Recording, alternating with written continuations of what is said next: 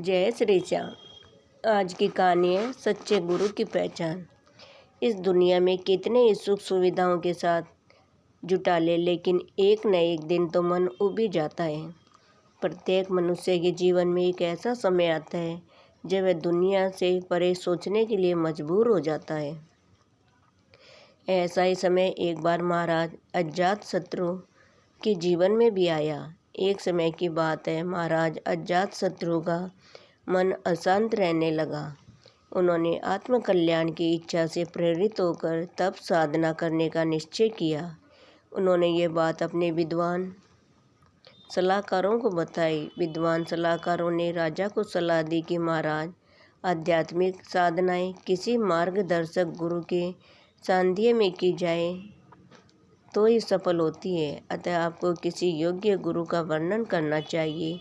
महाराज अजातशत्रु ने विद्वानों से पूछा, योग्य गुरु की पहचान क्या है? विद्वजन बोले, महाराज, जो मनुष्य सच्चा आत्मदर्शी, परमार्थी और तत्वदर्शी हो, वही गुरु बनने के योग्य होता है।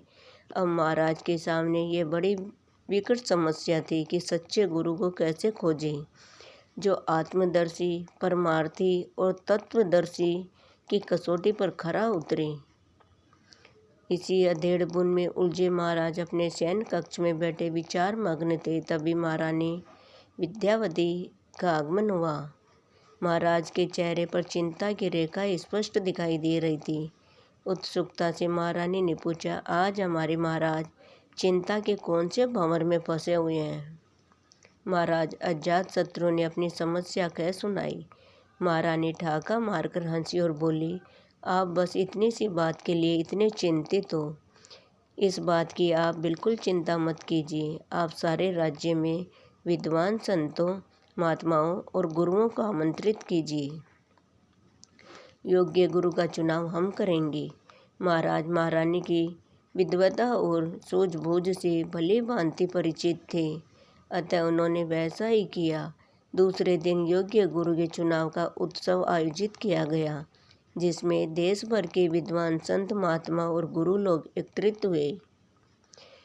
उच्च मंच पर आसीन महारानी ने सभी विद्वानों का स्वागत संबोधन करते हुए कहा, हमारे महाराज अपनी तप साधना के लिए योग्य गुरु का वर्ण करना चाहते हैं, इसलिए इस प्रतियोगिता का आयोजन किया गया है। महाराज की ये शर्त है कि जो कोई भी व्यक्ति सामने स्थित खुले मैदान में कहीं भी बड़े से बड़ा और सुंदर से सुंदर महल कम से कम समय में तैयार करवा देगा, वही महाराज का गुरु बनने का अधिकारी होगा। निर्माण कार्य के लिए आवश्यक सामग्री राजकोष से दी जाएगी। महारानी की ये घोषणा सुनकर सभी विद्वान अपने अपने महल के लिए भूमि नापने लगे। जिन्होंने भूमि का मापन कर लिया, वो निर्माण कार्य के लिए कारीगर और आवश्यक सामग्री जुटाने में लग गए।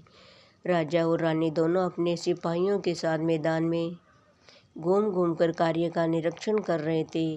तभी उन्हें एक ऐसा साधु दिखाई दिया जो एक पेड़ की छांव में बैठकर मुस्कुरा रहा था। राजा और रानी दोनों उसके नज़दीक गए और रानी बोली, बाबा, आपको महल नहीं बनाना क्या?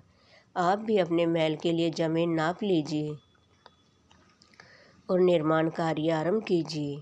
साधु हंसकर बोला, बेटी, मुझे महल की क्या ज़रूरत, जब ईश्वर ने ये विराट विश्व ही महल के रूप में दिया है। पहाड़ों की कंदराएं मेरे महल है और विस्तृत वन ये मेरे बाग बगीचे हैं। पेड़ों की छाँव मेरे ठहराव स्थल है और पशु पक्षी मेरे परम मित्र हैं। आपके यहाँ तो मैं महज ही एक अतिथि बनकर आया हूँ, आज यहाँ तो कल और कहीं। रानी ने प्रसन्न होकर महाराज से कहा, महाराज, यही आपके योग्य गुरु है। इस तरह राजा अजातशत्रु को योग्य गुरु मिले। इस कथा से एक बड़ी महत्वपूर्ण शिक्षा मिलती है कि किसी को भी गुरु बनाने के पहले ये जांच कर लेनी चाहिए कि वह गुरु बनने योग्य भी है या नहीं। आजकल अधिकांश गुरुओं की बाढ़ आई हुई है। इनमें से अधिकांश लोग ऐसे हैं जो या तो ज्ञान के अभिमान में गुरु बने या फिर अपना धंधा चलाने के लिए गुरु बने हैं। ये दोनों ही प्रकार के लोग न तो परमार्थी है न ही तत्वदर्शी। हमारे शास्त्रों के अनुसार सच्चा संत वह होता है जिसमें 3 चीज़ें पाने की बिल्कुल इच्छा ना हो। वे 3 चीज़ें हैं यश, पुत्र और धन दौलत।